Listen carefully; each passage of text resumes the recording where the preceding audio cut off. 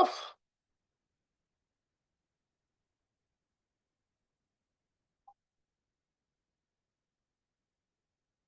enthalpy of reaction, enthalpy of formation, and enthalpy of standard enthalpy of formation. Now make silence and try to understand this. You are studying this word enthalpy from class 9th. Can anyone tell me what is the difference between enthalpy and heat? Anybody else?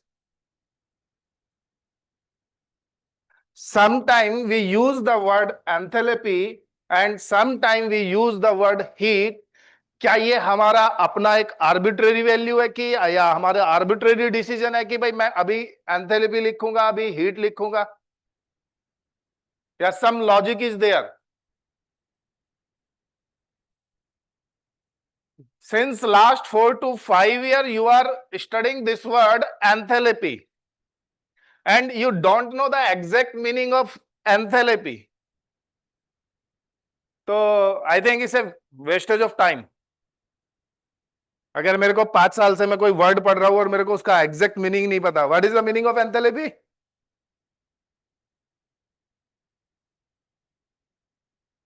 And yesterday in class I also discussed the word enthalpy, enthalpy, enthalpy.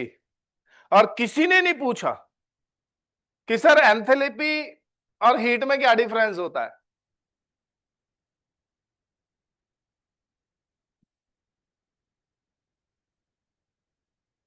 Listen.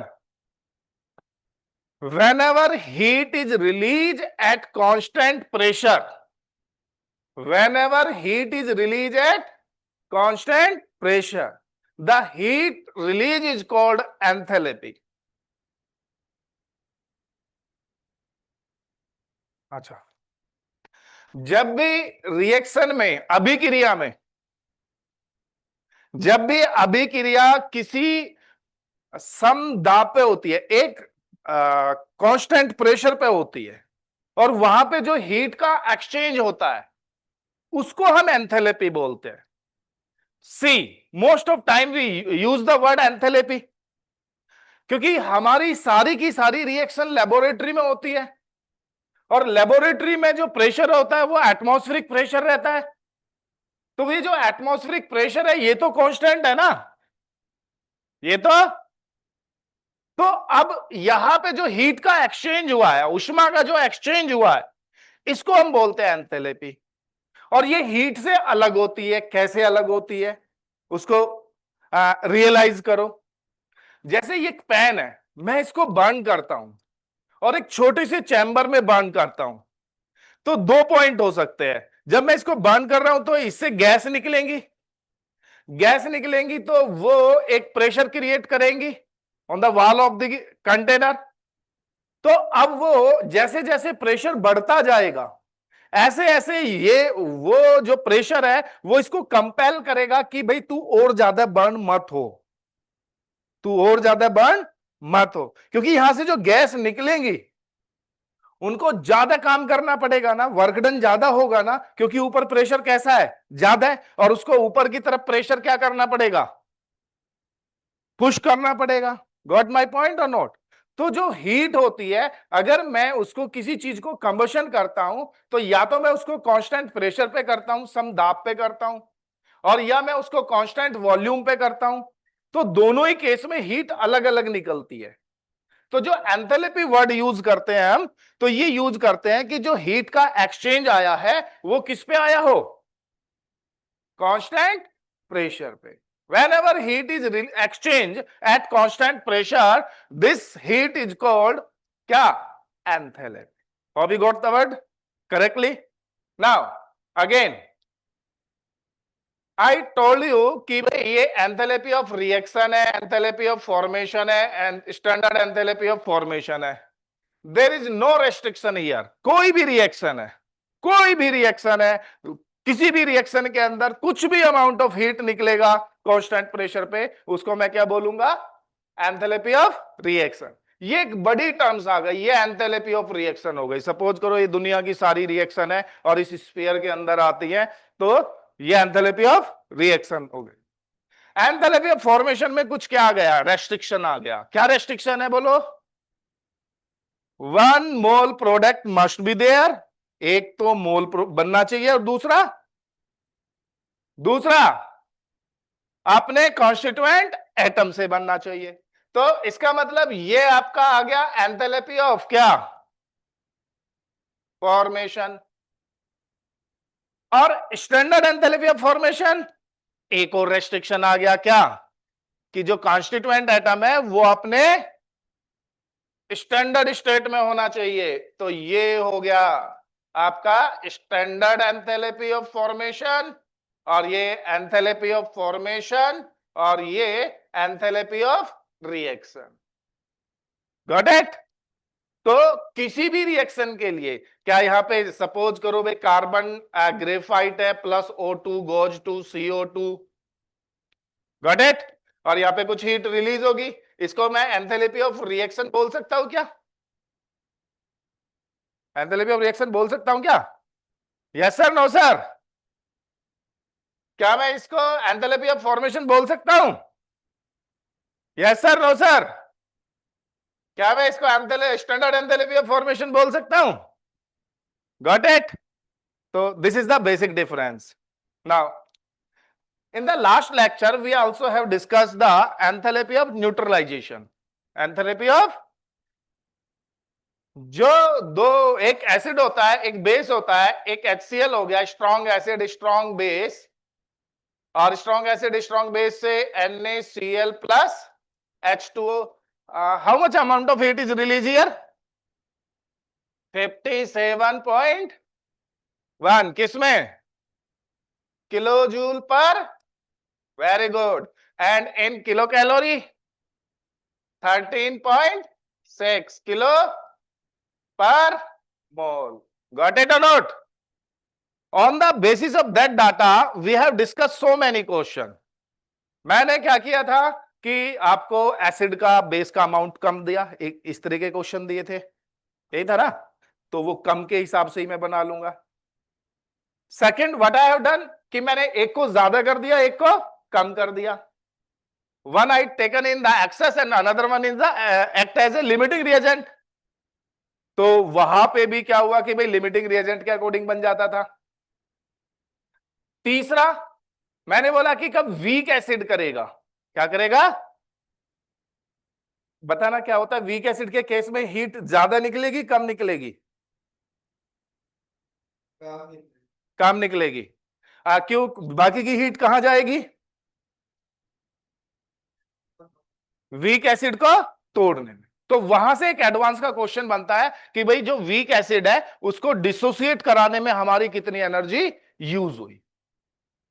ठीक है, next question मैंने क्या कराया था उसमें? HF का case लिया था। किसका? HF के केस में क्या था कि हीट क्या होगी? ज्यादा निकलेगी कम निकलेगी?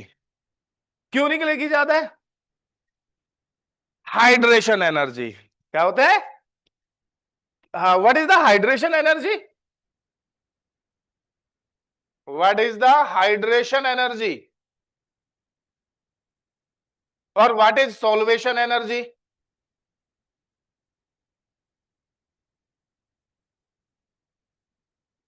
हाइड्रेशन एनर्जी और सॉल्वेशन, हाइड्रेशन होती है जब वाटर का मॉलिक्यूल, वाटर के अणु किसी को घेरते हैं चारों तरफ से, तो वे पार्शियल बॉन्ड बनाएंगे। कौन सा बॉन्ड बनाएंगे? तो उसको हम क्या बोलेंगे? Hydration energy. और अगर वाटर को छोड़ के कोई और सॉल्वेंट है, except water, if there is another solvent is there, then this energy is called क्या? Solvation energy. Got it? So hope you will not confuse between this term hydration energy and solvation energy. Now next लिखेंगे आप enthalpy of dilution.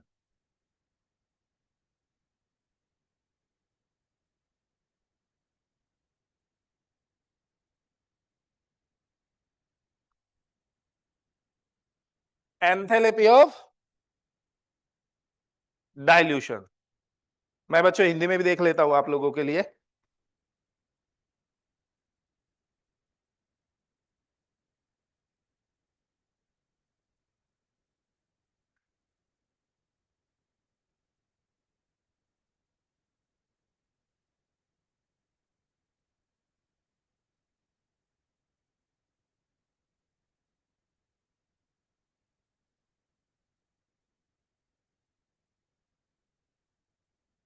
विलियन एंथैलेपी, विलियन एंथैलेपी, विलियन नहीं भाई, तनुकरण की एंथैलेपी। हाँ, कितनी, किससे release होगी? हाँ ओके। हम लास्ट वाली स्लाइड पे आते हैं, हाइड्रेशन एनर्जी। सपोज मैंने NaCl को वाटर में डिसोल्व किया, I dissolve the NaCl in water. मैंने NaCl को पानी में घोल दिया। घोलने पे क्या होगा? Na पॉजिटिव होगा बच्चे, Na, और Cl नेगेटिव। ये बॉन्ड बना के रहेंगे या वाटर मॉलिक्यूल इनके बीच में एंट्री कर जाएगा? कैसे एंट्री करेगा वो देखते हैं। जो ऑक्सीजन है, ये ऑक्सीजन है, ये हाइड्रोजन है, ये हाइड्रोजन, इसके ऊपर लॉन पेयर होते हैं दो, there are two lone pair on the oxygen. तो ये पॉजिटिव के साथ इंटरेक्शन करेंगे। तो ऐसे ही एक वाटर का मॉलिक्यूल होगा या बहुत सारे वाटर के मॉलिक्यूल होंगे? बहुत सारे होंगे ना। तो there are so many water molecules, और यहां पे हाइड्रोजन पे कौन सा चार्ज होगा? पार्शियल पॉजिटिव, पार्शियल, क्योंकि इसकी इलेक्ट्रोनेगेटिविटी ज्यादा है तो ये इसको अपनी तरफ विड्रॉ कर लेगा, और इस पे पार्शियल पॉजिटिव आ जाएगा, इस पे भी पार्शियल पॉजिटिव आ जाएगा। अब ये पार्शियल पॉजिटिव इसके साथ भी बॉन्ड बनाएंगे। It's not a bond, it's a interaction. क्या होता है ये बॉन्ड नहीं होता, बॉन्ड बहुत स्ट्रॉन्ग चीज होती है। ये उसने एक थोड़ा सा क्या बना दिया, इंटरेक्शन बना दिया। तो ऐसे ही बहुत सारे H के मॉलिक्यूल इसी तरीके से होंगे ना।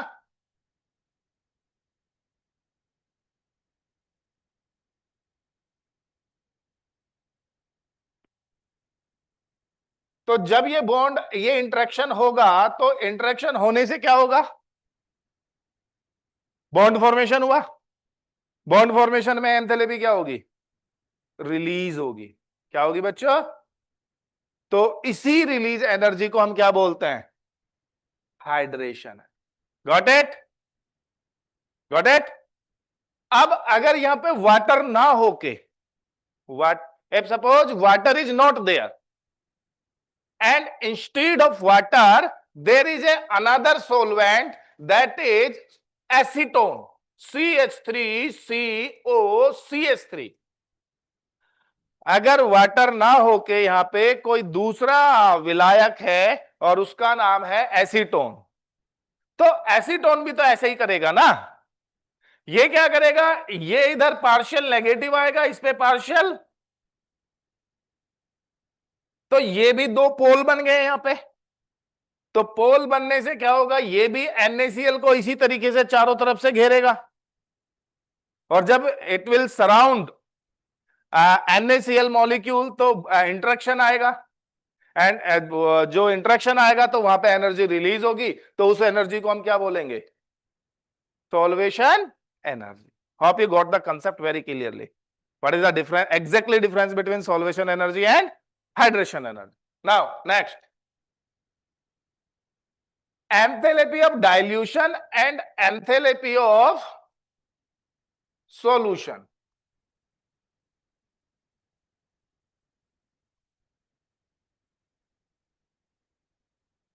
इसको बोलते हैं दोनों को, विलियन की एंथैल्पी और तनुकरण की एंथैल्पी। क्या बोलते हैं बच्चे इसको? विलियन की एंथैल्पी, ये विलियन की एंथैल्पी हो गया, और ये तनुकरण की एंथैल्पी हो गया। I understand? Okay, now again focus. Whenever I dissolve 1 mole of a substance, जब भी मैं किसी का 1 मोल डिसोल्व करता हूं किसी भी सॉल्वेंट में, इन सफिशिएंट अमाउंट ऑफ सॉल्वेंट, यहां पे मैंने सॉल्वेंट का अमाउंट डिस्क्राइब नहीं किया है, क्या बोल रहा हूं, sufficient amount of solvent, the energy release is called enthalpy of solution. दोबारा बोलूं, एक बार हिंदी में बोलता हूं, एक बार इंग्लिश में बोलता हूं. Whenever 1 mole of solute is dissolved, whenever 1 mole of solute is dissolved in sufficient amount of solvent, the enthalpy release या enthalpy exchange is called enthalpy of solution. जब भी 1 मोल विलय किसी विलायक में हम घोलते हैं और विलायक का अमाउंट सफिशिएंट हो, मतलब प्रचुर मात्रा में हो, तो जो एंथैल्पी वहां पे रिलीज होगी उसको हम क्या बोलते हैं, एंथैल्पी ऑफ विलियन, एंथैल्पी ऑफ विलियन. Got it? दूसरा देखो एंथैल्पी ऑफ डाइल्यूशन. अब ये आती कैसे है देखो. F suppose I dissolve NaCl, NaCl, तो ये वाटर सपोज करो मैंने स्टार्टिंग में ले लिया 500 ml. Try to understand the concept. Initially मैंने 500 ml क्या ले लिया बच्चों, वाटर ले लिया. तो ये Na पॉजिटिव और Cl नेगेटिव की फॉर्म में आएंगे. Got it? इनको वाटर के मॉलिक्यूल ऐसे सराउंड करेंगे तो कुछ एंथैल्पी रिलीज होगी, कुछ हीट रिलीज होगी, उसको मैं क्या बोलूंगा, enthalpy of solution. And this NaCl is 1 mole. Got it? अब एंथैल्पी ऑफ डाइल्यूशन को समझते हैं. F suppose earlier this is 500 ml solution and now I add further 500 ml of water. तो वाटर के मॉलिक्यूल ज्यादा हो जाएंगे या कम हो जाएंगे, बोलो, ज्यादा हो जाएंगे. तो वाटर के मॉलिक्यूल इंक्रीज हो जाएंगे तो अब इनको और ज्यादा घेरेंगे या कम घेरेंगे, और ज्यादा इंटरेक्शन होगा, और ज्यादा इंटरेक्शन होगा तो हीट थोड़ी सी तो रिलीज होगी ना. अगर सपोज करो 500 के केस में, ml के केस में 10 जूल रिलीज हो रही थी, तो हो सकता है जब मैं 500 ml वाटर और ऐड कर दूं तो 1 लीटर के केस में कितनी एनर्जी रिलीज हो जाए, 10.5 जूल ना, 10 पॉइंट, क्योंकि इनिशियली 500 ml पे, in initially 500 ml almost entire Na positive and Cl negative molecule are hydrated almost, but now I further add, अब मैंने कुछ आगे से ऐड कर दिया 500 ml और, तो 500 ml और ऐड करने से क्या हुआ, कुछ कुछ और हाइड्रेट हुआ. तो ये जो डिफरेंस आया है, ये जो डिफरेंस आया किस किस के बीच में, 10 जूल और 10.5 जूल के केस में, तो इसको मैं क्या बोलूंगा, enthalpy of dilution for NaCl in 500 ml. ये 500 ml के लिए ही तो है ना, क्योंकि मैंने फर्दर कितने ऐड किए, 500 ml. Further if suppose again I add, further I add 1 litre, अब इस बार मैंने कितना ऐड कर दिया, 1 लीटर, तो अभी जो एनर्जी रिलीज होगी 10.5 और 10 मोर देन 10.5, मोर देन, तो this is I consider 10.7 joule, 10 point. Now फिर अब ये जो 0.2 का डिफरेंस आया है, ये कितने के लिए आएगा? 0.2 जूल। ये क्या होगी? Enthalpy of dilution for 1 litre to 2 litre. पहले 1 लीटर हो गया था ना 500 ml, तो 1 लीटर से 2 लीटर में जब हम गए हैं तो वो जो डिफरेंस आया है उसको हम क्या बोल रहे हैं? एंथैल्पी ऑफ डाइल्यूशन कितने के लिए? For 1 litre of NaCl. Hope you got this concept, enthalpy of solution and enthalpy of dilution. Got it or not? In one word, if I dissolve 1 mole of solute in sufficient amount of solvent, the enthalpy release is called enthalpy of solution. If I dilute the solution, then there is a further increase of enthalpy. So this increase in enthalpy is called enthalpy of dilution. 1 mole dissolve करने पे जितनी heat release होती है उसको बच्चे बोलते हैं enthalpy of solution. और उसके बाद जितना वाटर आप ऐड करते जाएंगे, जितना डाइल्यूट करते जाएंगे, वो जो एडिशन के बाद जो एंथैल्पी रिलीज होगी उसको बोलेंगे enthalpy of dilution. Got it? Next, enthalpy of combustion.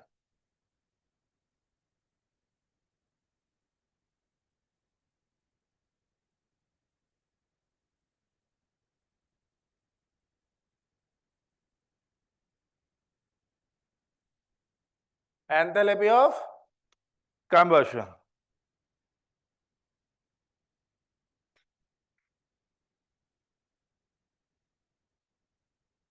इसको बोलते हैं मानक वहन एंथैल्पी। मानक नहीं, ये स्टैंडर्ड हो जाएगा। वहन एंथैल्पी क्या बोलेंगे? दहन एंथैल्पी, नॉट वहन, दहन एंथैल्पी।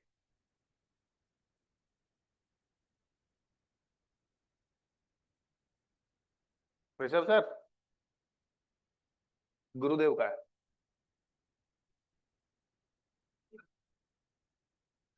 हाँ, कर लो।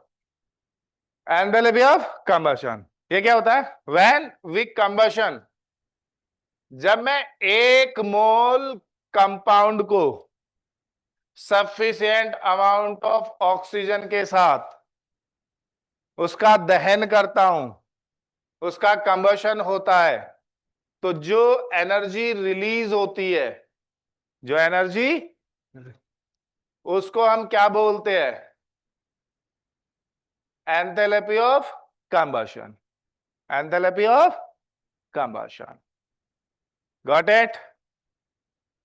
1 मोल कंपाउंड को if I make a combustion of 1 mole compound in the presence of sufficient amount of oxygen, the heat exchange नहीं बोलेंगे, the enthalpy exchange is called enthalpy of combustion. Got it? अब बच्चों 2 technique बता रहा हूं मैं आपको, ध्यान से सुनना, वो आपको एडवांस में पक्का मिलेगी। वो हर बार, if you have seen the question of thermochemistry, every time they ask calculate the enthalpy of reaction, calculate the enthalpy of formation, every time they ask the question calculate enthalpy of reaction, calculate enthalpy of formation. तो उसमें क्या होता था कि हमने जो पढ़ाई की होगी, हम क्या करते थे? Delta H of reaction is equal to summation of delta H of reaction of किसका? Product minus delta summation of delta H of reaction of reactant. ऐसा कुछ याद है बच्चों आपको? और कहीं कहीं पे हम अपनी मर्जी से, या हमें पता नहीं चलता था, कहीं कहीं पे हम डेल्टा एच ऑफ रिएक्शन जब हम कैलकुलेट करते थे तो हम लिख देते थे summation of delta H of combustion of reactant minus summation of delta H of combustion of product. मतलब कहीं कहीं पे क्या मेंशन होता था? Product minus reactant. And most of time reactant, most of time product minus reactant, पर some time क्या mention होता था, रिएक्टेंट माइनस प्रोडक्ट. तो there are two cases only, there are two cases only where I'll find out the enthalpy of reaction reactant minus product. Got it? First combustion का आएगा और second bond energy. Second delta H of reaction is equal to summation of delta H of bond energy of किसका, reactant minus summation of delta H of bond energy of product. Remember this one. You will get one question from this. If suppose in thermochemistry, either they will ask question from enthalpy of neutralization, got it? Or they will ask the question, calculate the enthalpy of reaction from the given data. From the given data. तो given data में क्या mention होगा, enthalpy of reaction of product का दिया होगा, enthalpy of reaction किसका दिया होगा, रिएक्टेंट का. तो मेरे को समेशन करना है, प्रोडक्ट माइनस रिएक्टेंट कर देना है हर एक केस के अंदर, in every cases except two cases. Where, कौन कौन से केसेस है, कंबशन और बॉन्ड एनर्जी. याद रहेगा ये. बाकी केस में प्रोडक्ट माइनस रिएक्टेंट. ये दो केस में reactant minus product. Got it? Now one more concept, calorific value.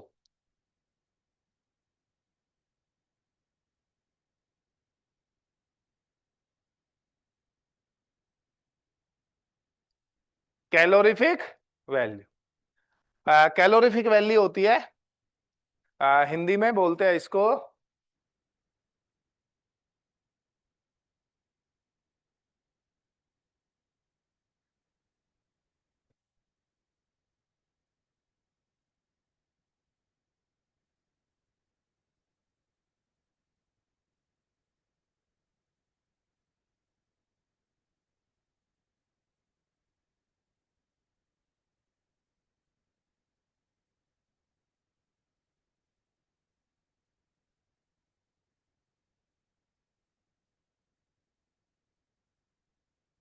हाँ, बंधन नहीं होती, ये जालक भी नहीं होती,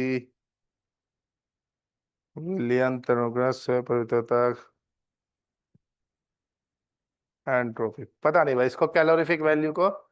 I don't know what they will said in Hindi. Listen me, they will give you the question.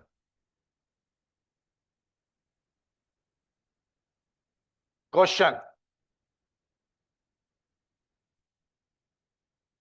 the enthalpy of combustion of delta H of combustion of methane is 1200 kilojoule per mole and delta H of combustion of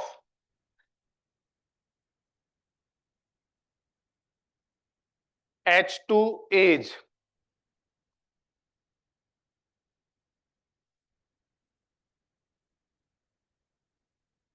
200 kilojoule per mole.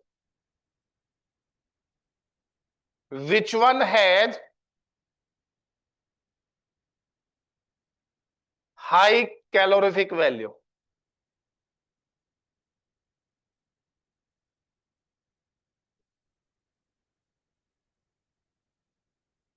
किसकी calorific value ज्यादा है? 1 मोल methane का combustion करते हैं तो मेरा 1200 kilo joule energy release होता है, और 1 मोल हाइड्रोजन को कंबशन करते हैं तो 200 किलो जूल एनर्जी रिलीज होता है। तो किसका कैलोरीफिक वैल्यू ज्यादा है?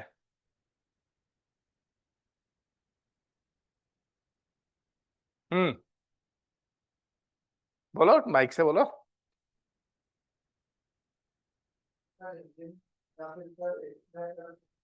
अच्छा, 1 मोल वो है मीथेन है, उसको हम जला रहे हैं तो उससे जलाने पे क्या होगा कि 1200 joule energy, kilo joule energy निकल रही है। और 1 मोल हाइड्रोजन को हम कंबशन कर रहे हैं, मतलब जला रहे हैं, तो 200 किलो जूल एनर्जी निकल रहा है। तो किसका कैलोरीफिक वैल्यू ज्यादा होगा?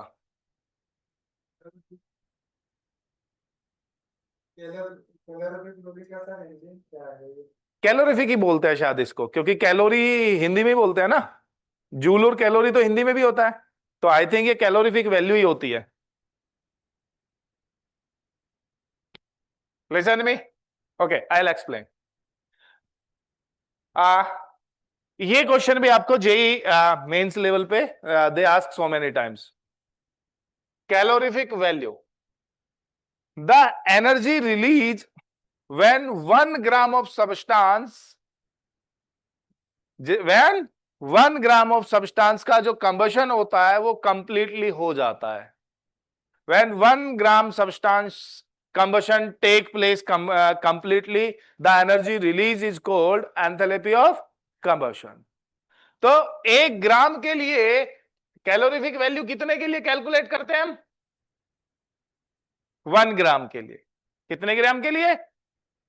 तो यहां पे CH4 का एनर्जी पर मोल दिया हुआ है, मींस फॉर 16 ग्राम, 16 ग्राम के लिए कितना एनर्जी रिलीज होता है? 1200 किलो जूल। और 1 ग्राम के लिए कितना हो जाएगा बच्चे? 1200 by 16 kilo joule. Got it? In case of hydrogen 2 ग्राम के लिए कितना यूज होता है? 200 किलो जूल। और 1 ग्राम के लिए कितना हो जाएगा? 200 बाई इज इक्वल टू 100। और यहां पे लेस देन 100 आएगा, ये इट्स ए लेस देन। तो किसका कैलोरीफिक वैल्यू ज्यादा हुआ? हाइड्रोजन का। किसका कैलोरीफिक वैल्यू ज्यादा हुआ? Student, only the trick is here only कि जो कैलोरीफिक वैल्यू होता है वो पर ग्राम में होता है, एंड एंथैल्पी ऑफ कंबशन होता है पर मोल। तो he will give you the enthalpy of combustion and ask the calorific value. तो आप क्या सोचोगे कि यार मेरे को तो इसका तो कंबशन करने पे ज्यादा एनर्जी रिलीज हो रही है, तो इसका कैलोरीफिक वैल्यू ज्यादा आना चाहिए। पर कैलोरीफिक वैल्यू किसके लिए होता है? 1 ग्राम के लिए, 1 ग्राम के लिए। और enthalpy of combustion, enthalpy of combustion 1 mole के लिए। Got it? Now one more topic is here, Hess law.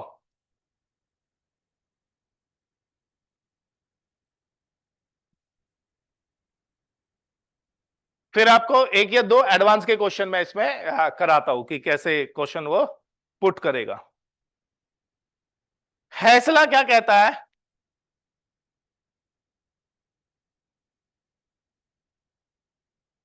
Weather the reaction take place in a single step और multiple step, the total energy release या total energy exchange is constant.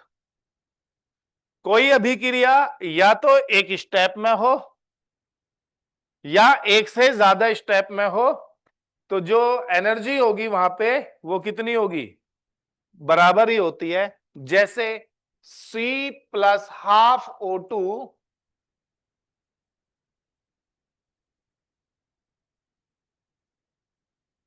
goes to CO and further CO plus half O2 goes to CO2। और या मैं इसको C plus O2 goes to CO2। I think यहां पे 110 kilojoule energy निकलती है और यहां पे 283.5 किलोजूल एनर्जी निकलती है सपोज। तो यहां पे कितनी निकलेगी? 393.5 kilojoule. 393.5 kilojoule. Got it?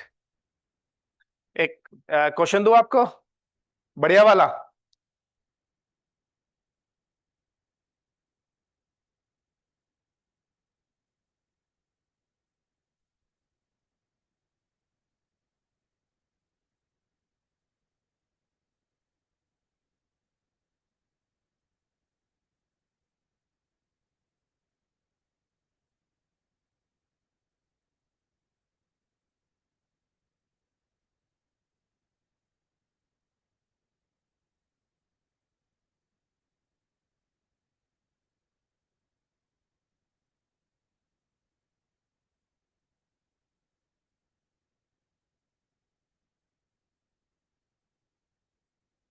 Wait a moment student.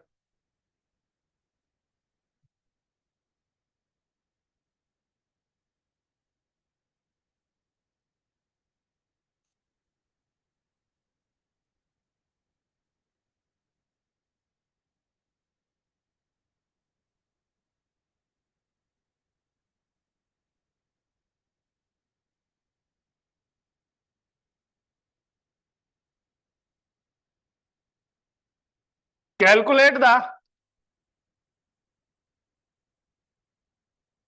calculate the enthalpy of reaction. Calculate the enthalpy of reaction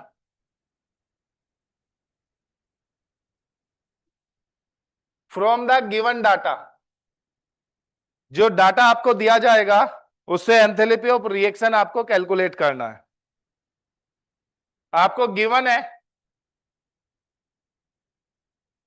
delta H of combustion. Delta H of combustion दिया हुआ है CH4 माइनस 340 किलो जूल पर मोल, CO2 minus 393.5, H2O 57.2 और O2। Whenever कोई भी चीज अपनी standard state में होती है तो उसका एंथैल्पी जो रिएक्शन होता है, एंथैल्पी ऑफ कंबशन होगा वो जीरो होता है। O2 का जीरो होता है और किसका जो होता है व्हाइट फास्फोरस का जीरो होता है। P4 व्हाइट फास्फोरस होगा उसका जीरो होगा। ब्रोमीन लिक्विड का जीरो होता है। आयोडीन सॉलिड का जीरो होता है। तो कैलकुलेट करो इसको बच्चों।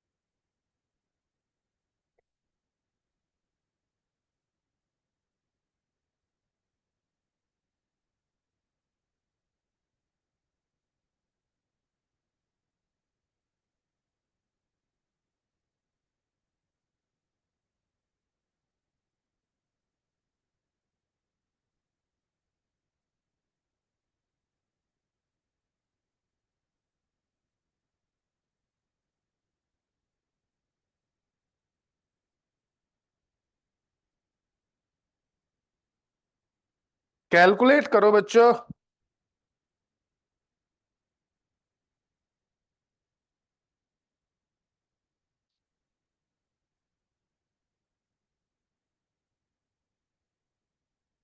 Okay, what you have to calculate? Enthalpy of reaction. कैसे कैलकुलेट करेंगे बच्चों? What is the data is given? Enthalpy of combustion. तो summation of delta H of combustion of reactant or product? Reactant minus summation of delta H of combustion of किसका? Product. कर लेंगे कैसे? Reactant side कौन कौन है? CH4 and O2.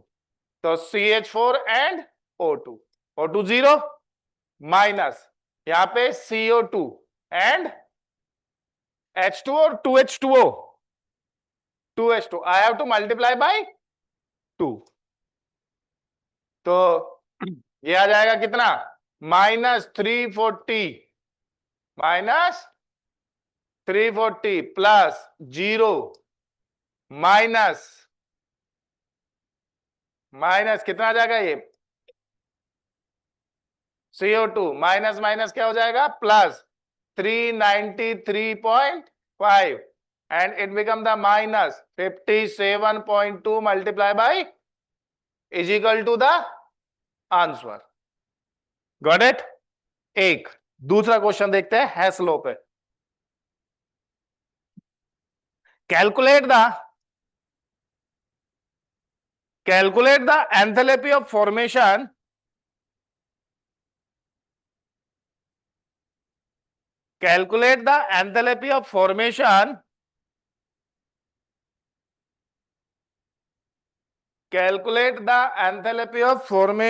of ethane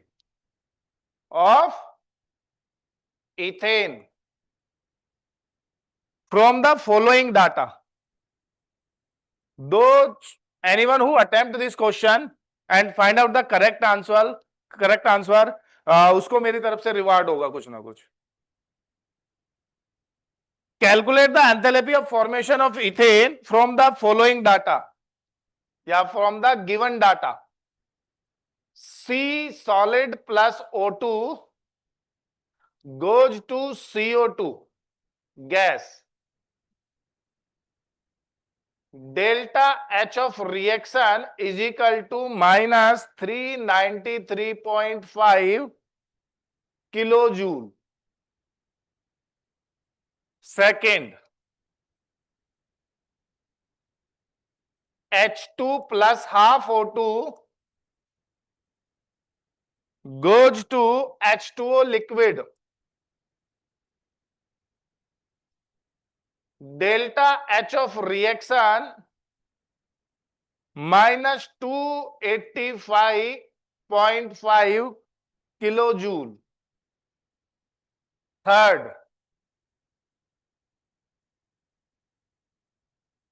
C2H6 plus 7/2 O2 gives 2 CO2 plus 3 H2O liquid, and delta H of reaction is equal to minus 1560 kilojoule. Got it? दोबारा से बता देता हूं. हिंदी मीडियम वालों, आपको enthalpy of formation of ethane बताना है. क्या बताना है? Enthalpy of formation of ethane. और आपको ये डाटा दिया है, ये वाला डाटा दिया है. तो इस डाटा बेस पे आपको enthalpy of formation of ethane बताना है.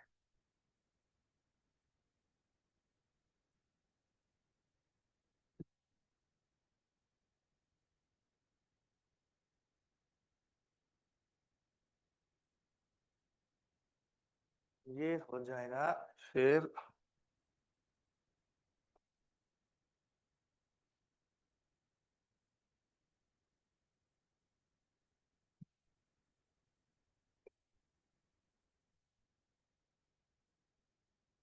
मैं बताऊं? You are planning to try, try कर रहे हो? Very good.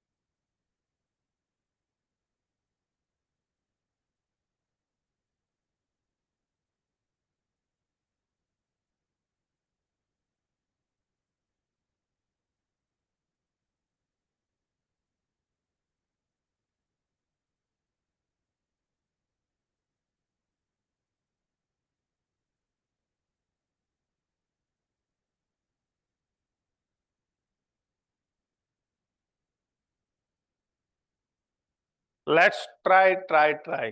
बच्चों, what you have to do? आपको क्या कैलकुलेट करना है? Enthalpy of formation of ethane. See. Okay, you people are trying. Try. हो गया answer? 487 is not the correct answer. Got it? 4875 is not the correct answer.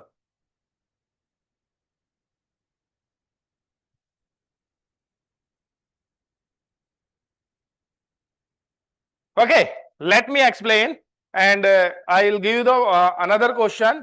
आप उस पर try करना. ठीक है, देखो. Wrong.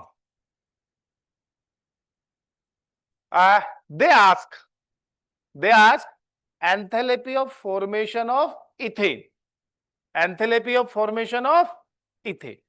And what is enthalpy of formation of ethane? When ethane is formed. When ethane is formed from किससे? From its constituent atom. और इसके constituent atom कौन है? 2C plus 3H2. 2C plus. They ask na enthalpy of formation of ethane. The enthalpy of formation of ethane means 1 mole of ethane must be there and it should be formed from its constituent element. तो ये इसके constituent element है 2C plus 3H2. तो now I have to derive this equation from above 3 equation. मेरे को ये जो equation है फोर्थ वन, ये ऊपर की तीनों इक्वेशन से ड्राइव करनी है. और मेरे को एक ऐसा कुछ हिंदी में बोले तो जुगाड़ लगाना है. इनको माइनस प्लस कैसे करना है कि मेरा फाइनल इक्वेशन ये आ जाए.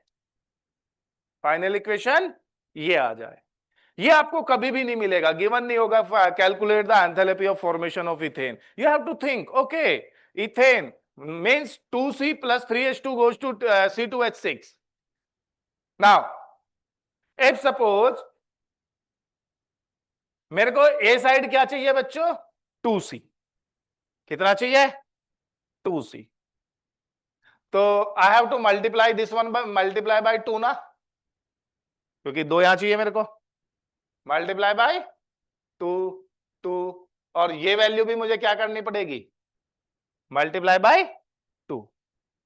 One more thing, if you want to make easy this question, अगर आप डेल्टा एच ऐसे करके लिखेंगे तो दैट मे बी कंफ्यूजिंग.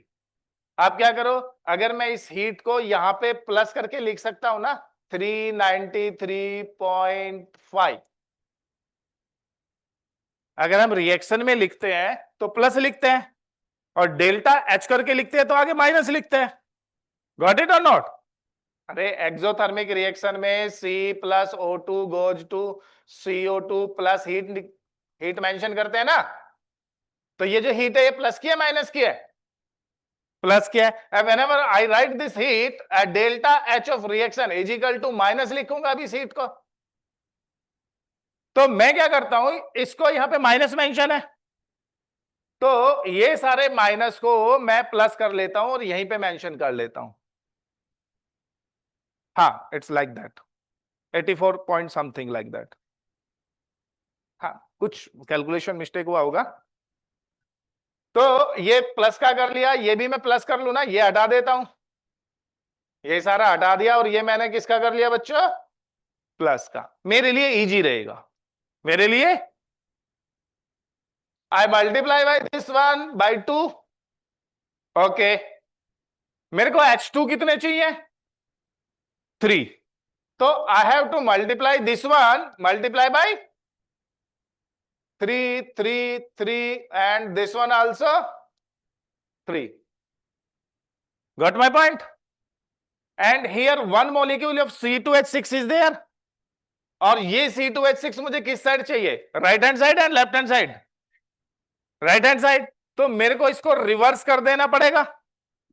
तो रिवर्स करने पे ये प्लस था ना, ये मेरा क्या हो जाएगा? माइनस हो जाएगा. और ये मेरे प्लस थे, तो that 2 multiply by 393.5 plus 3 multiply by 285.5. Okay, ये प्लस का हो गया, माइनस 1560. 15. तो ये अगर मैं उल्टा करूंगा तो 3H2 से 3H2 कैंसिल होगा. ओके, मैं लिख देता हूं बच्चों, कुछ ज्यादा जल्दी नहीं करता. कभी पता चला कि first equation 2C plus 2O2 goes to 2CO2, 3H2 plus 3/2O2 goes to 3H2O. And reverse कर रहे हैं बच्चों इसको, 2CO2 plus 3H2O goes to C2H6 plus 7/2O2. Got it? Now,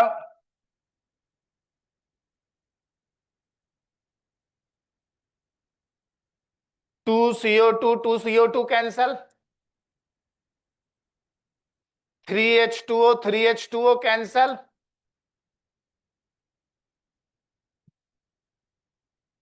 2C plus 3H2, 3/2O2 and plus 2O2 कितना हुआ? 7/2, and ये 7/2O2 cancel, and finally C2H6. I got it. तो अब मैंने क्या किया, इन दोनों को, इसको 2 से मल्टीप्लाई किया, इसको 3 से मल्टीप्लाई किया, और ये रिवर्स किया. ये वैल्यू मैंने 2 से मल्टीप्लाई की, and this one I multiply by with 3, and I change the sign of this value. तो जो यहां पे वैल्यू आएगी, उसका जो भी साइन आएगा उसको मैं रिवर्स कर दूंगा दोबारा से, क्योंकि मैंने ऊपर रिवर्स किया है ना. मैंने क्या किया? तो whatever the sign will come here, I will reverse that sign, तो I will get the correct answer. Hope you got it. If I give you one more question on this principle, on this concept, you will solve the question. Okay, now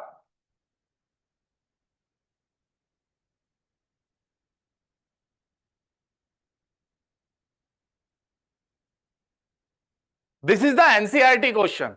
Next question is NCERT question, and hope everyone will do it. Calculate the standard enthalpy of formation. Read the word standard enthalpy of formation. Now here I am not calculating the enthalpy of reaction. I am calculating the standard enthalpy of formation of CH3OH, of CH3OH. OH liquid from the given data. From the given data, CH3OH liquid plus 3/2O2 goes to CO2 plus 2H2O, and I'm writing here plus 726 kilojoule per mole. C plus O2 goes to CO2 plus 393.5 kilojoule per mole. If you are watching, if you are listening the lecture carefully, then you have noticed that in previous question, the per mole is not mentioned. Per mole is because every time he is giving the enthalpy of reaction, but here they are giving the enthalpy of formation, enthalpy of for per mole, and H2 plus half O2 goes to H2O liquid plus 260 या 286 kilojoule per mole. Calculate.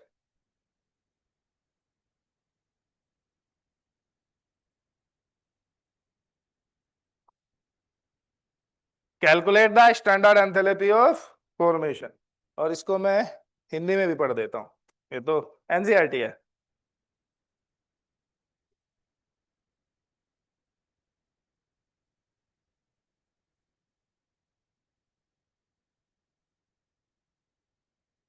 निम्नलिखित आंकड़ों से CH3OH की मानक विरचन enthalpy ज्ञात कीजिए, और फिर ये डाटा दिया हुआ है. ठीक है,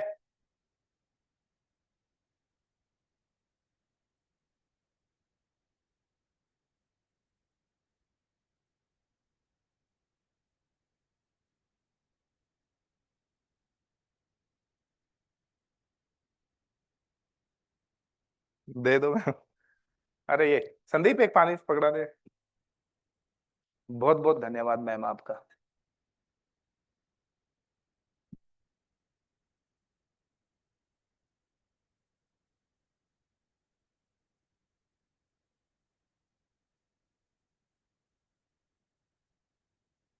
please focus on your study.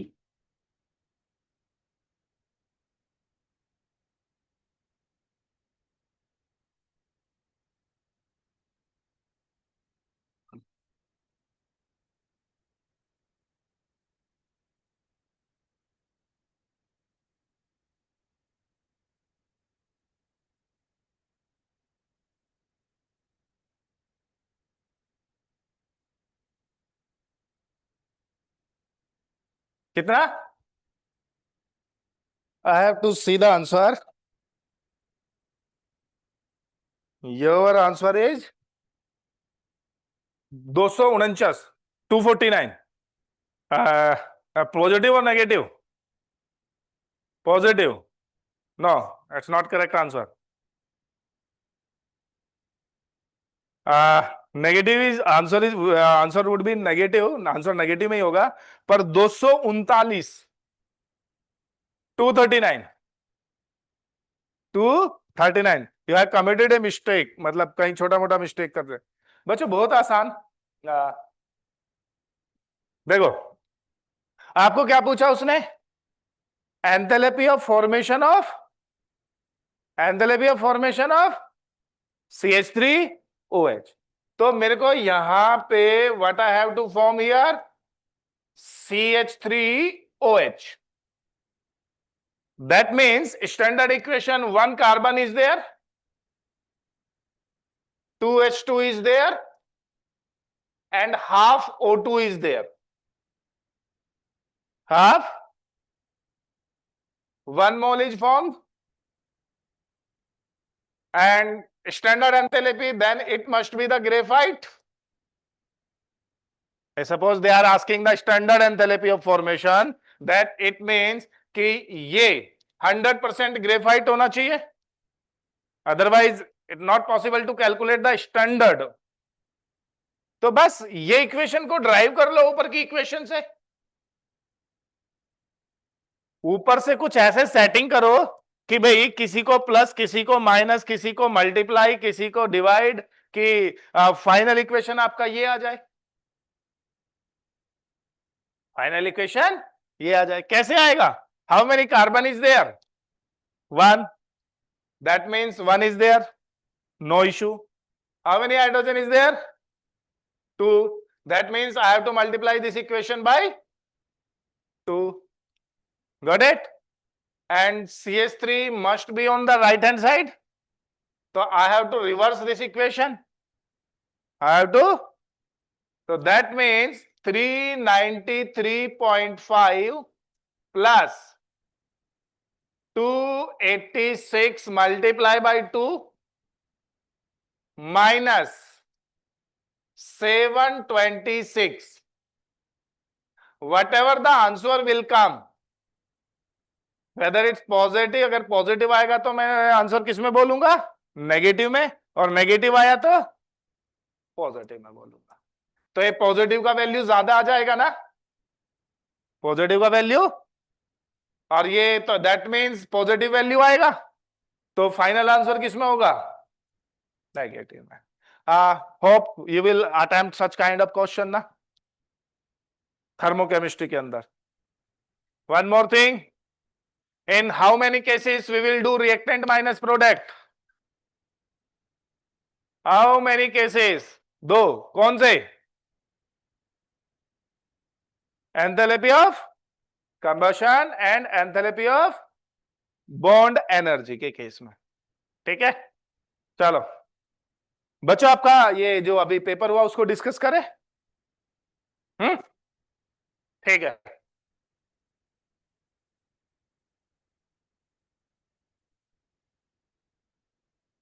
the reaction of Xc plus O2F2 gives a compound P. Gives a compound P. The number of mole of HF produced by the complete hydrolysis of 1 mole of P. अच्छा, P को अब क्या करना है? Hydrolysis करना। ठीक है, तो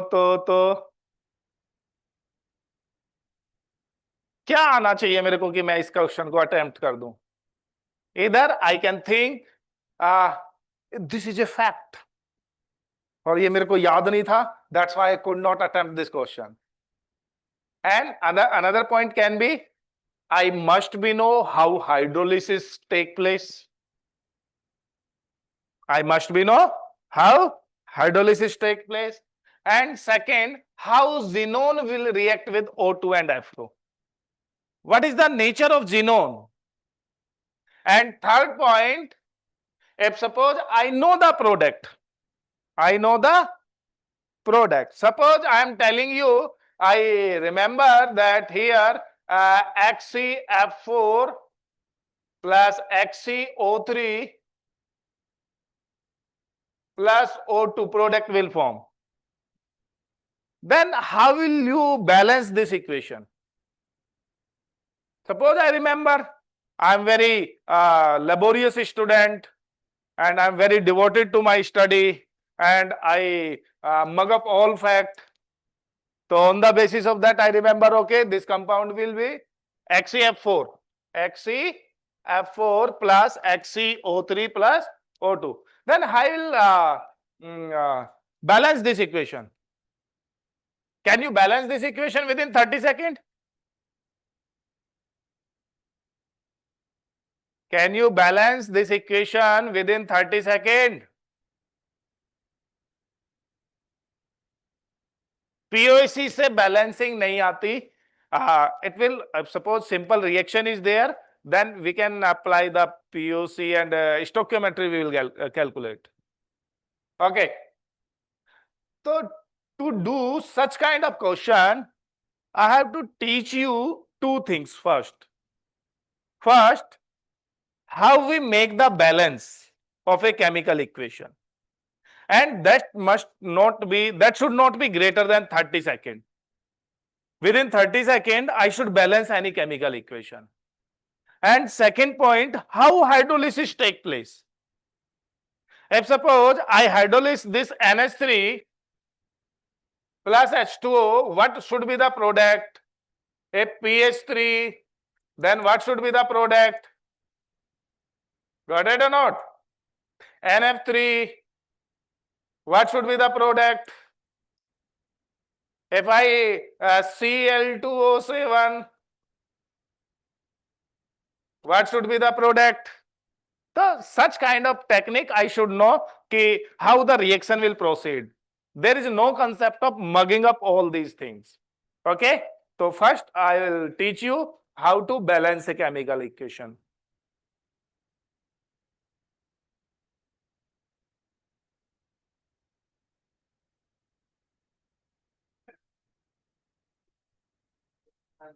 Okay. See, can you balance this equation?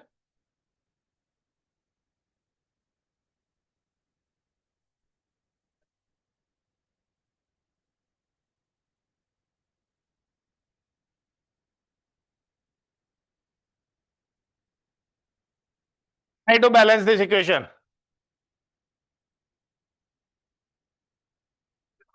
Might be those who remember the balance equation, they can tell me the answer. Otherwise, by hit and trial method, it will take 30 minutes to balance this equation.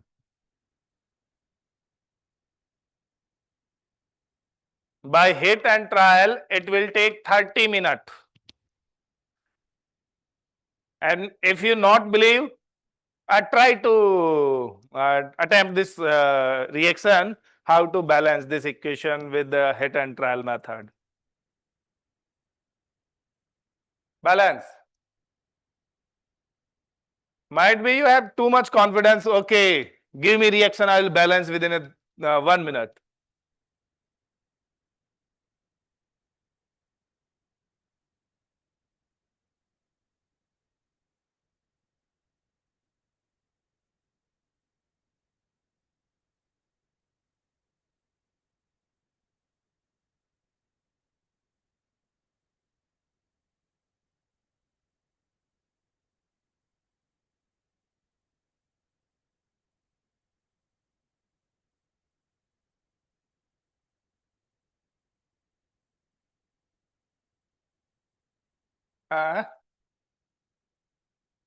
P4.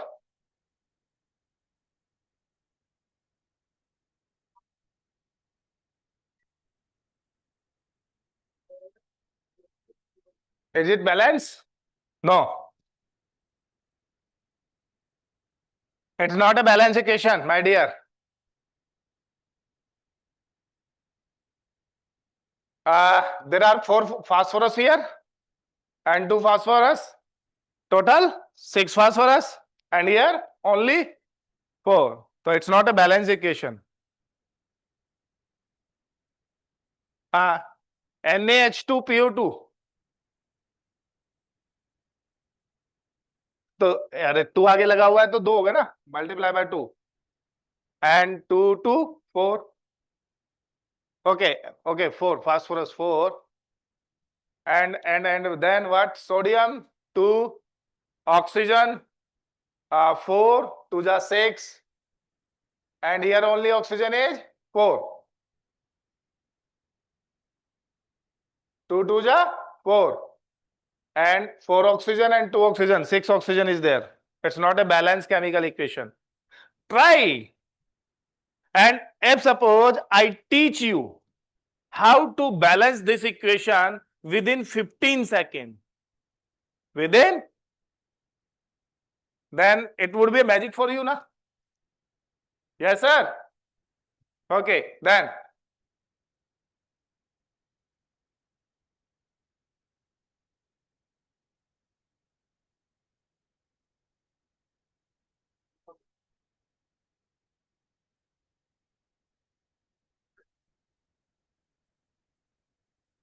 Okay. What is the oxidation number of phosphorus here? What is the oxidation number? 0. What is the oxidation number? Minus. What is the oxidation number of phosphorus? Then what? 3 electron gain na? This phosphorus gain 3 electron. 0 to -3. Now phosphorus from here to yahan pe oxidation number of phosphorus is? Oxidation number of phosphorus is +1. Oxidation number of phosphorus is, calculate करना आता है या बताऊं उसको भी? आता है, तो वो +1 आता है। तो कितने इलेक्ट्रॉन लूज हुए? 1 इलेक्ट्रॉन लॉस हुआ। And during the course of the chemical reaction जो लॉस और गेन है वो तो इक्वली होगा ना। Loss and gain of the electron would be equal. तो मुझे ये लॉस कितना करना चाहिए? 3. It's a gain of 3 electron and the loss must be 3 electron. तो अगर मैं इसको 3 से मल्टीप्लाई कर दूं तो यहां पे 3 फास्फोरस हो जाएंगे और वो कितने इलेक्ट्रॉन लॉस करेंगे? तो ये रिएक्शन क्या हो गई? बैलेंस। क्या? अरे क्या समझ में नहीं आ रहा भाई? अच्छा ये बोलते नहीं है, बोला करो भाई। ये Hindi medium English medium? Hindi. इनको आगे बैठाओ ना फिर।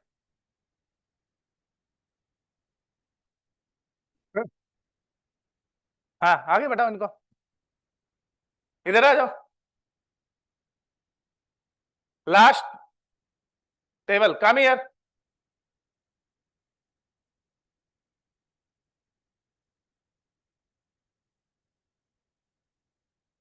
This is the balance chemical equation. Now I have to complete few formality. कुछ फॉर्मेलिटी पूरी करनी होती है, वो फॉर्मेलिटी मैं आपको बता रहा हूं। सबसे पहले जो ऑक्सीडाइज हुआ है, ए प्लीज, अरे दोस्त उसको मत देख, मेरे को देख। उसको देखने नहीं आया तो इतना सारा टाइम खर्च करके, इतने सारे पैसा खर्च करके उसको देख रहा है? मेरे को देख ले। हाँ, तो first formality, first rule number 1 क्या होता है? दोज हु आर ऑक्सीडाइज, जिसका उपचयन और अपचयन हो रहा है, उपचयन और ऑक्सीडेशन और reduction, they must be balance. तो ऑक्सीडेशन और रिडक्शन किसका हो रहा है यहां पे? फास्फोरस। कितने फास्फोरस है? 4। एंड नाउ हियर कितने फास्फोरस है? 4। 3 phosphorus and 1 phosphorus, they are balance. Second point, except hydrogen and oxygen. Hydrogen और ऑक्सीजन को छोड़ के अगर कोई चीज बैलेंस नहीं है तो उसको हम बैलेंस कर देते हैं, उसको हम। तो कितने सोडियम हो गए यहां पे और यहां पे? तो कितने से मल्टीप्लाई कर दो? Okay. Rule number 3,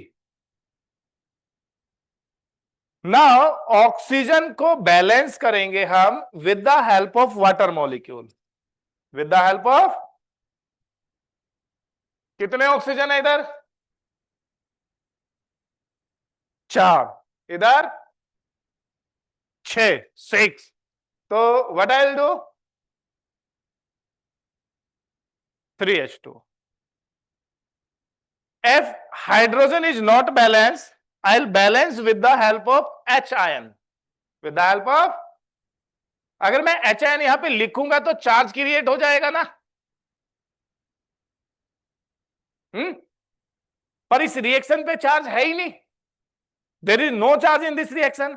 That means hydrogen automatically balance हो गया होगा। Now see, this is the balanced chemical equation.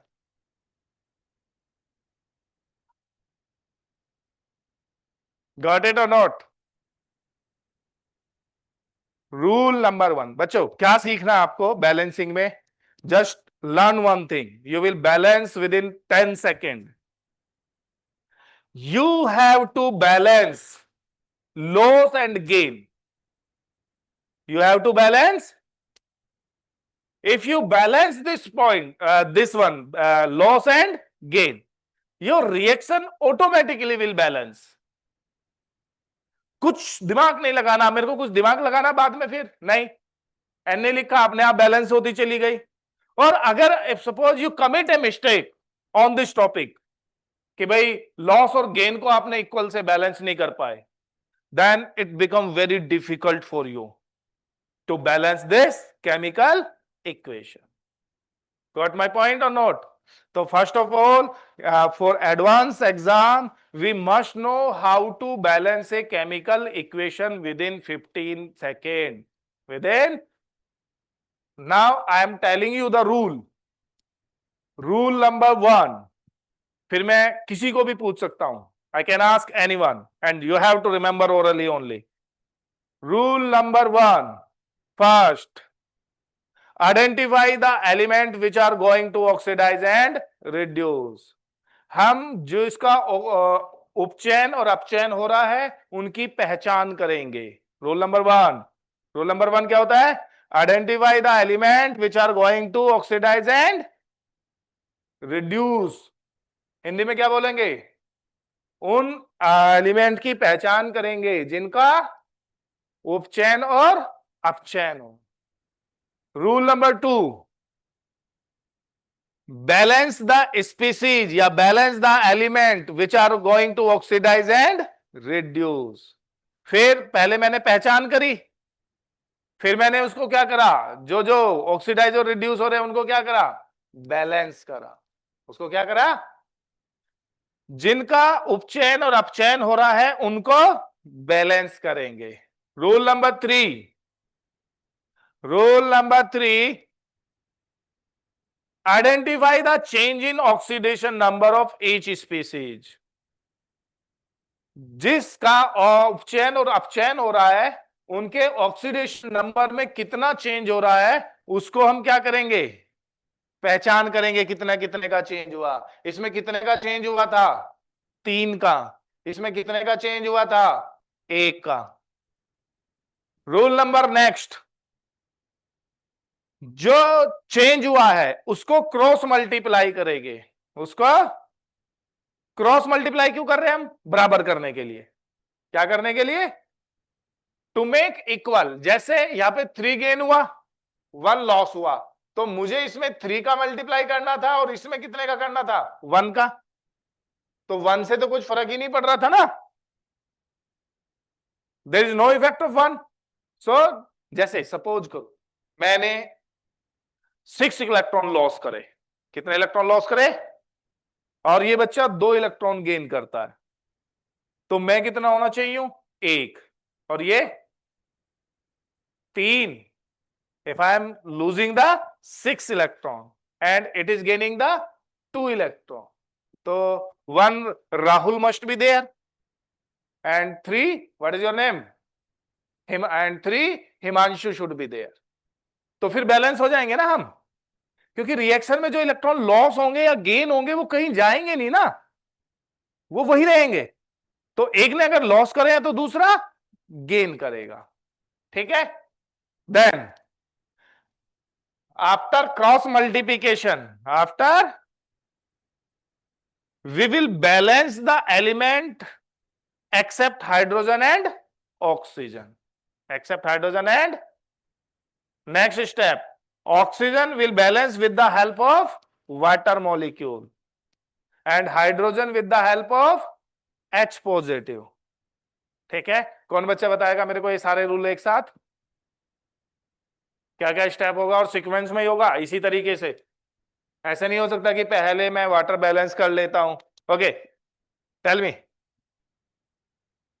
Tell me.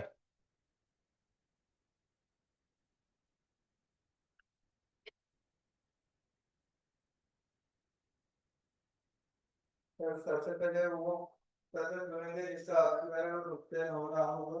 ठीक है। फिर उसमें ऑक्सीकरण अवस्था है क्या ये देखेंगे। ठीक है। फिर ऑक्सीकरण अवस्था को संतुलित करेंगे, बैलेंस। बैलेंस संतुलित करेंगे, ठीक है। फिर हाइड्रोजन और ऑक्सीजन को छोड़ के कोई होगा तो उसको बैलेंस करेंगे। फिर ऑक्सीजन को बैलेंस करेंगे विद द हेल्प ऑफ, और फिर हाइड्रोजन को बैलेंस करेंगे H पॉजिटिव। और ये एसिडिक मीडियम में बैलेंस है। बेसिक में करना होगा तो फिर उसका रूल भी बताऊंगा। Sit down. अब मैं एक रिएक्शन अगर दूं तो आप बैलेंस कर दोगे, या एक और सिखाऊं अभी? सिखाऊं एक और? ठीक है, देखो। MnO4, अरे भाई कहाँ चला गया ये सर, आपका तो चला गया, मुझे नहीं पता।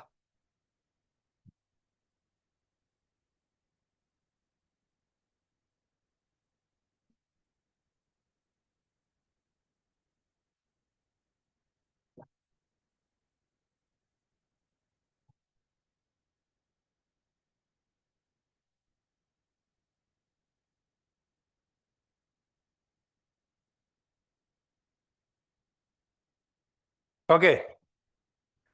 MnO4 negative plus Fe positive goes to MnO plus Fe plus 3। Okay, again I will explain you what is the oxidation number of Mn here. What is the oxidation number? Plus, and here +2। What happen?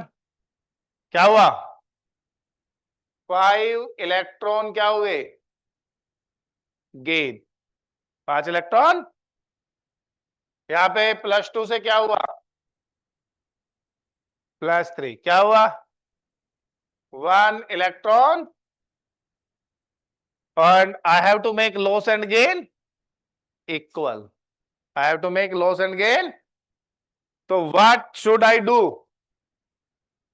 इसको 5 से multiply कर दो तो balance होगी ना। बस यही तो करना होता है ना। This is the key step, most important step. Now there is a few formality, there is a few formality. Mn balance है, Fe बैलेंस है। Now oxygen is not balanced. How many oxygen is there? And here what I have to do? 3. Now how many hydrogen is there? And what I have to write here? Now see the equation. This is the balanced chemical equation. Got it? And suppose if you have to check whether it's a balance in a correct way or in a wrongful way, check how many positive is there this side, left hand side. 10 positive, 6 positive, 16 positive, and 1 negative is there na? Then total 15 positive. Got it or not? 10 positive plus 2 multiplied by 5, 10 positive, 6 positive, total 16 positive. But 1 negative is there. Then total, और इधर भी कितना होना चाहिए? 0। ये oxidation number है। It's a 15 positive ना।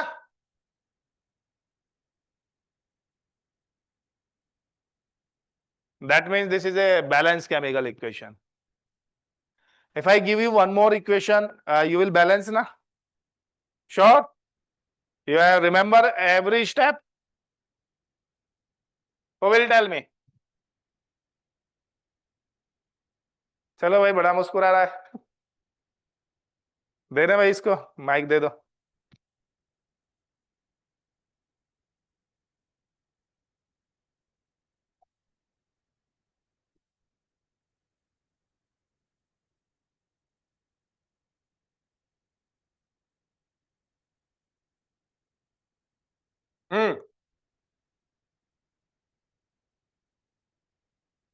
बाकी बैलेंस दिस इक्वेशन.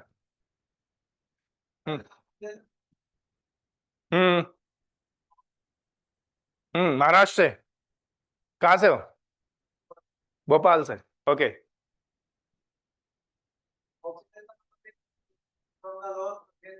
हाँ. और फिर ऑक्सीजन और हाइड्रोजन को छोड़ के जो बैलेंस उसको बैलेंस करेंगे और फिर उसको बैलेंस करके फिर ऑक्सीजन को बैलेंस करने के लिए सर वाटर की हेल्प से उसको बैलेंस करेंगे ऑक्सीजन को और फिर हाइड्रोजन को बैलेंस करेंगे. ठीक है. Balance this equation. Very good.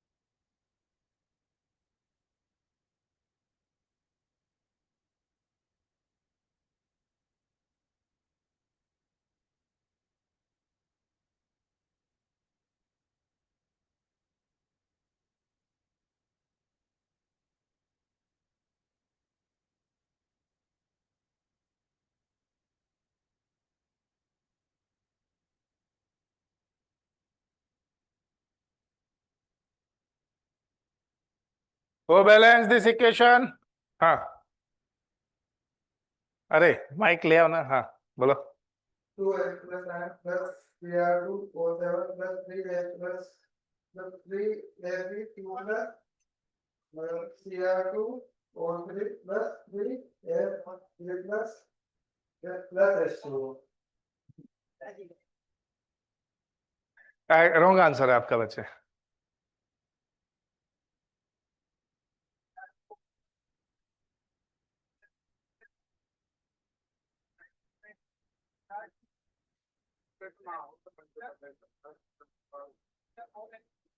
Correct answer.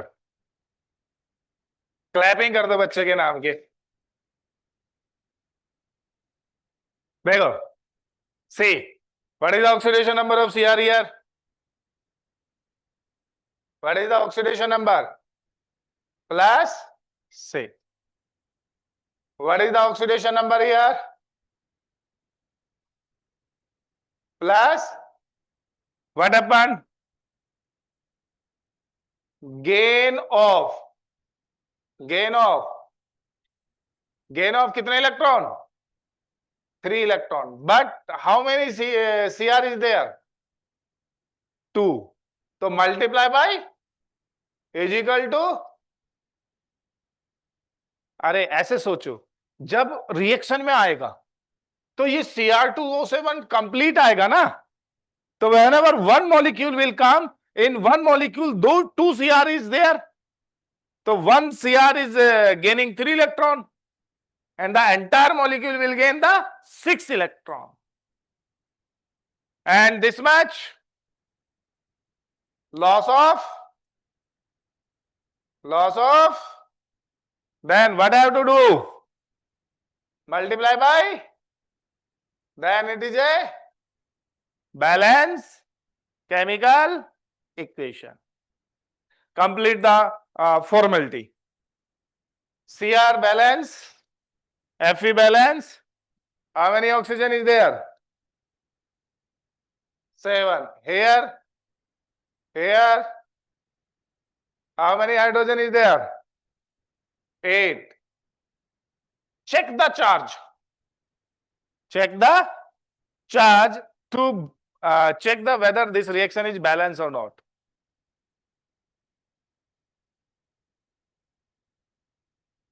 12 positive, 8 positive, 20 positive, 2 negative, 18 positive, 18 here, 18 positive. It means reaction is balanced. Got it or not? One more question.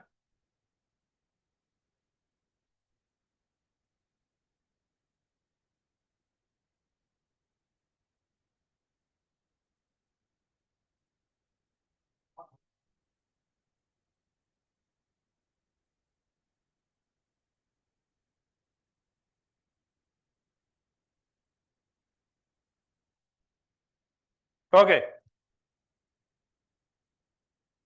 FeH2 plus O2 goes to Fe2O3 plus SO2.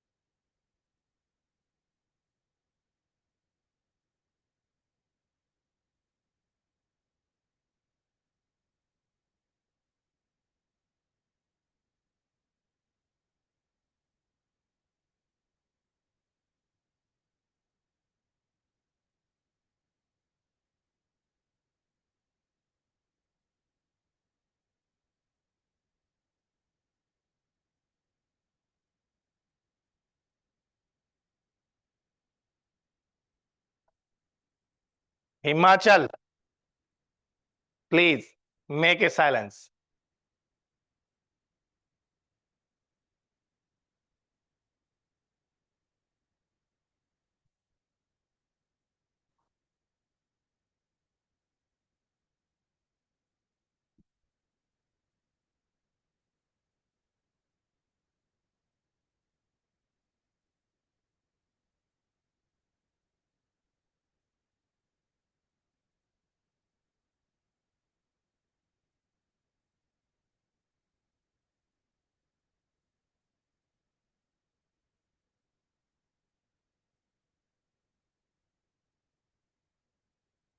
दे दो.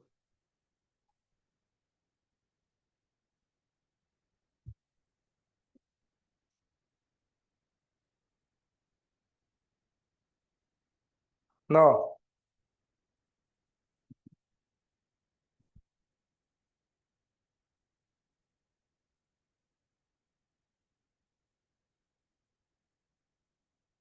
See.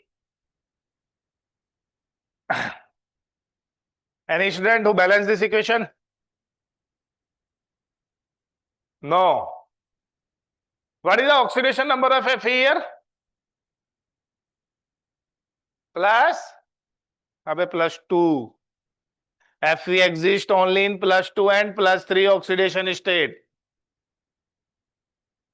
Plus 1 is exception in case of Brown ring test. Brown ring test के अंदर Fe plus 1 में होता है बस. Just remember that one. And what is the oxidation number of sulfur now?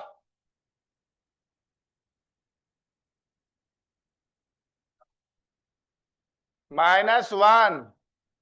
If plus 2 is there, then 2 sulfur has the -2. Then 2 sulfur has the, and 1 sulfur carry then -1. Now, plus 2 to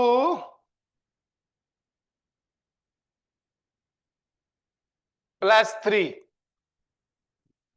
+2 to how many Fe are there?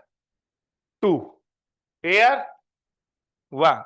So first I have to balance the species which are going to oxidize and reduce. Now how many loss of electron? 2 electron loss na. 1 multiplied by 2 is equal to 2.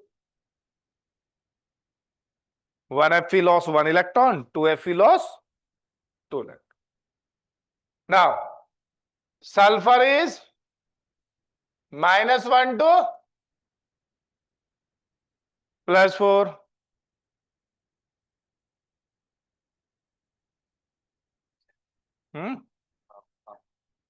And कर दो +4. How many loss of electron? 5 electron. How many sulfur are there? 4. How many? So what I have to write here? 4 first. Because 4 sulfur are there, na? So 5 multiplied by 4 is equal to 20 electron. Total loss कितना हुआ?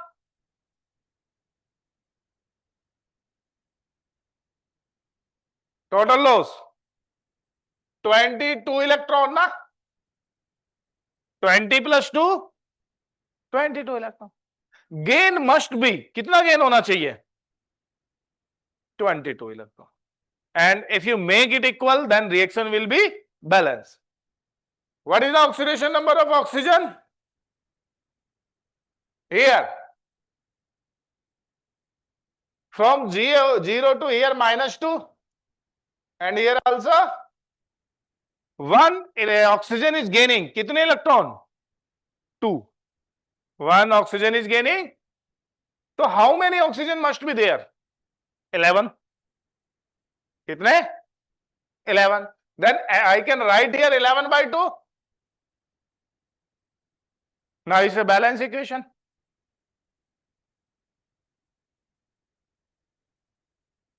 This is a आप balance कर सकते थे इसको hit and trial से? कर सकते थे? किया नहीं पर आपने? सही था? नहीं कुछ आपके राइटिंग में आई थिंक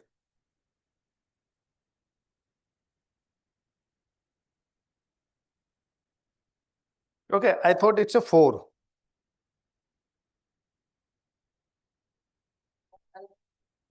नहीं यहाँ पे दिखाया था ना आपने, मेरे को एक 4 लग रहा था. अच्छा अच्छा good. You balance this equation. So hope now you make the balance, or I have to give more equation. Balance कर लोगे या और इक्वेशन दू? कर लेंगे या दू? कर लेंगे. Okay next topic. If you hydrolysis, what I told you?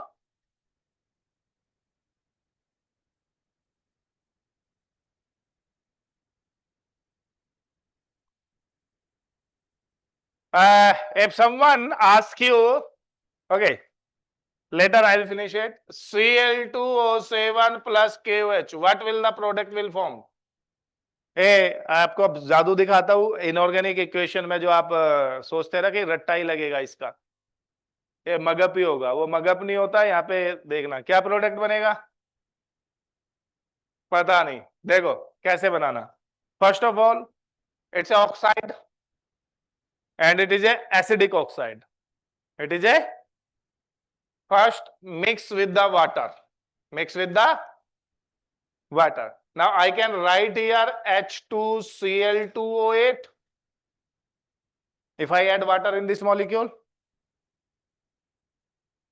H2Cl2O8 and H2Cl2O8 exist नहीं करता, तो I can write it here HClO4. HC, then HClO4 react with the, now it's a acid base reaction, it become the KClO4 plus H2O. What will be the answer? KClO4 plus H2O. Got it और not? रट्टा तो नहीं होता ना फिर ये? आपको लगता होगा। जैसे one more, Cl2O3 plus NaOH. Write down the product.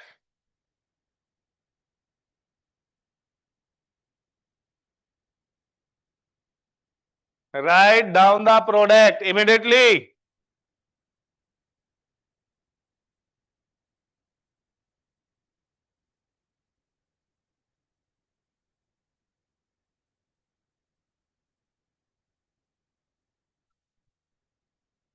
First, what I have to do?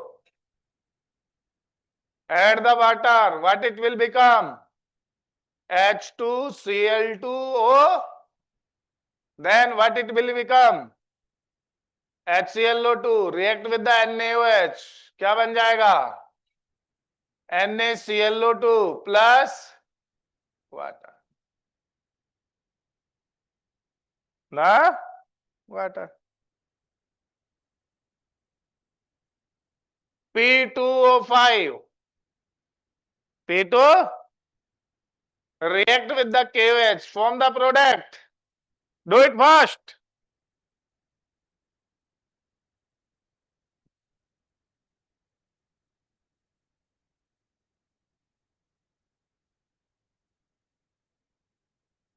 क्या बनेगा?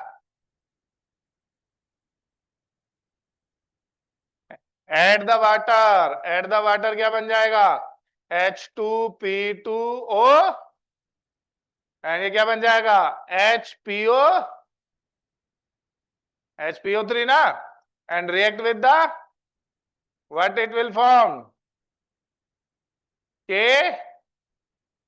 KPO3. OH and H will react. KPO3 plus H2O. तो ऐसे ही बच्चों, इफ यू नो ना hydrolysis also, such kind of technique also, तो there is no need to mug up the all inorganic chemical reaction. वो आपको बोल दिया जाता है कि ये फैक्ट है, रट ले, क्योंकि we have to understand lot of things to understand that concept कि ऐसा क्यों हुआ। तो वो मगअप कुछ नहीं होता साइंस में, उसके पीछे के लॉजिक होते हैं and we have to understand that logic. If you understand that logic, then we say, okay, it is purely science.